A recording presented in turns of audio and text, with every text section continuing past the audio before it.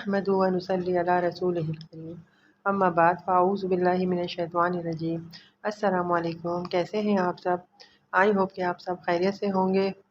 परेशानी तो हर एक की ज़िंदगी में आती ही रहती है और आज जो मेरा टॉपिक है वो परेशानी के ही हवाले से है कि हम इतना परेशान क्यों रहते हैं। आज जिसको भी देखो वो परेशान है। सबकी ज़िंदगियों में कोई ना कोई परेशानियाँ चल ही रही होती हैं।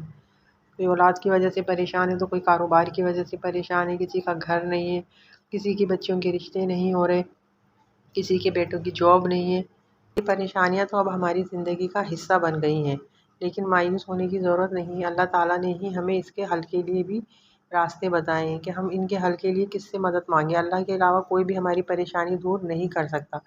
तो अल्लाह ही ताला ने हमें दुआएं भी सिखाई हैं कि हम कसरत से वो दुआएं मांगें।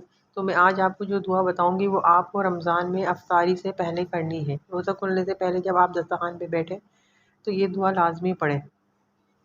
ये जो दुआ मैं आपको बता रही हूँ ना, ये आपको 313 मरतबा पढ़नी है। इसके शुरू के अंदर दुरूद शरीफ पढ़ना है और इसके आखिर में भी दुरूद शरीफ पढ़ना है। उसके बाद दरमियान में आपको 313 दफ़ा ये दुआ पढ़नी है। तो आइए वो दुआ पढ़ते हैं। बिस्मिल्लाहिर्रहमानिर्रहीम। हस्बुनल्लाह व नेमुल वकील व नेमुल मौला व नेमुन नसीर।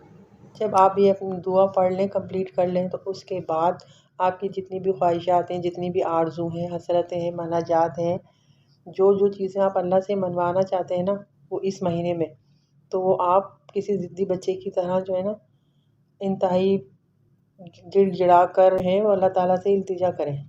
अपनी परेशानियां दूर करने के लिए अल्लाह ताला से इल्तिजा करें, क्योंकि अल्लाह ताला इस महीने में बहुत खुश होते हैं।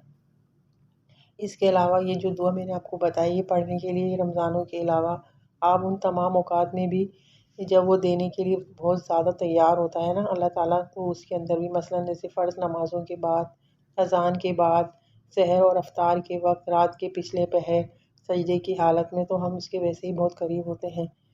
वो तो मानने को तैयार बैठा हुआ है, बस हमें मनवाना नहीं आता। अब मनवाना जो है ना वो आपका काम है। तो आप कसरत से जो है ये दुआएं मांगें, पढ़ें। जो मैंने आपको टाइम बताया है उस टाइम पे भी पढ़नी है इफ्तार से पहले। और इसके अलावा जो कबूलियत के औकात हैं ना, फिर अल्लाह ताला से दुआएं मांगें। इंशाअल्लाह ताला अल्लाह ताला आपकी तमाम परेशानियां दूर कर देंगे। आई होप कि आपको आज की वीडियो पसंद आई होगी। वीडियो पसंद आई है तो इसको लाइक करें, मेरे चैनल को सब्सक्राइब करें। तब तक के लिए इजाज़त दीजिए। अल्लाह हाफिज़। अस्सलामु अलैकुम व रहमतुल्लाहि व बरकातुहू।